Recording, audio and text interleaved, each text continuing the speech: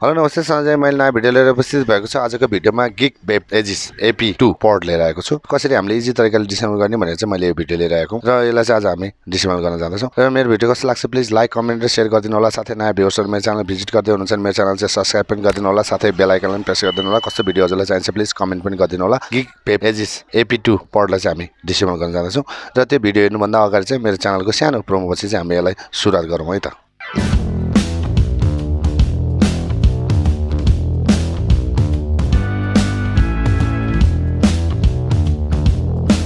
to स्क्रुप स्टारमा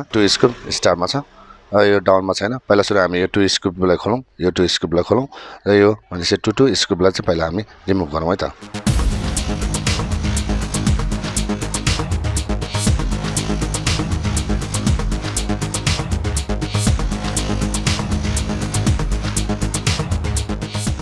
four स्क्रुप चाहिँ हामीले remove गऱ्यौँ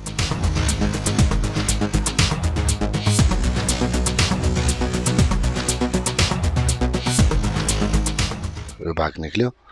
यो यसको बटन भइहाल्यो हामीले यसलाई रिमुभ गरौँ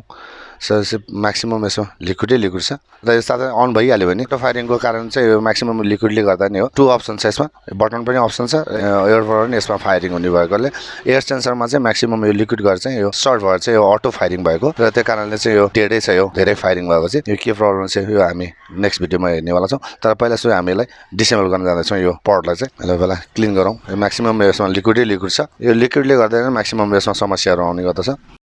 क्लिन गऱ्यौँ गरिसकेपछि अब यसलाई हामीले रिमुभ गर्नुपर्ने हुन्छ यसमा टु साइडमा चाहिँ यो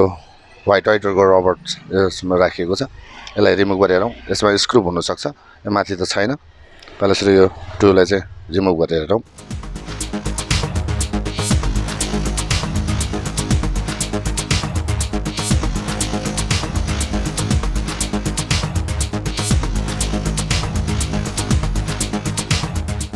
प्लस स्क्रुप छ यसमा प्लसलाई खोलौँ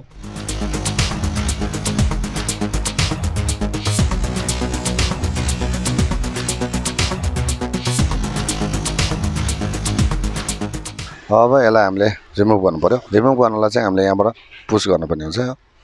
पुस गरौँ थोरै बाहिर निक्ल्यो अब यसलाई हामीले यहाँबाट थोरै यसरी माथि तानौँ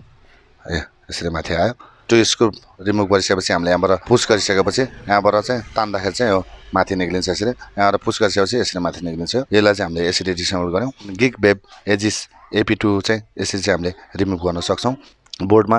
1 प्लस स्क्रुप 2 स्क्रुप यो 3 4 यो चार्जिङको भाग भइहाल्यो यो बोर्डको भाग भइहाल्यो यसरी यो बोर्डको भागलाई हामीले यसरी रिमुभ गर्न सक्छौँ यसलाई हामीले ट्युजरले माथि यसरी तानौँ यो यहाँनिर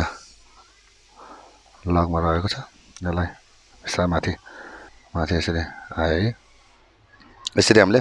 बोर्डलाई पनि रिमुभ गरौँ यो पप सेन्सर भइहाल्यो एयर फ्लो सेन्सर पनि भनिन्छ यसलाई हामीले पप सेन्सर पनि भन्छौँ यसमा चाहिँ आइसीमा भएर यसमा चाहिँ लिक्विड आएर सर्ट भएर चाहिँ यो ड्यामेज भएको छ अन पनि हुँदैन र यो चार्ज पनि हुँदैन यो नेक्स्ट भिडियो चाहिँ म ल्याउनेवाला छु यो कसरी रिपेयर गर्ने भनेर र फर्स्ट भिडियो चाहिँ मैले यसलाई कसरी चाहिँ डिसेम्बल गर्ने भनेर चाहिँ मैले यो भिडियो लिएर आएको मेरो भिडियो कस्तो लाग्छ प्लिज लाइक कमेन्ट र शेयर गरिदिनु होला साथै नयाँ भ्युअर्सहरु मेरो च्यानल भिजिट गर्दै हुनुहुन्छ मेरो च्यानल चाहिँ सब्स्क्राइब पनि गरिदिनु होला साथै बेल आइकनलाई पनि प्रेस गरिदिनु होला कस्तो भिडियो हजुरलाई चाहिन्छ प्लिज कमेन्ट पनि गरिदिनु होला जुन GeekVape Aegis AP2 Pod लाई चाहिँ डिसेम्बल गऱ्यौँ भन्दै अर्को भिडियोमा चाँडै भेट्ने बाचा गर्दै यो भिडियोबाट चाहिँ म बिदा लिन चाहन्छु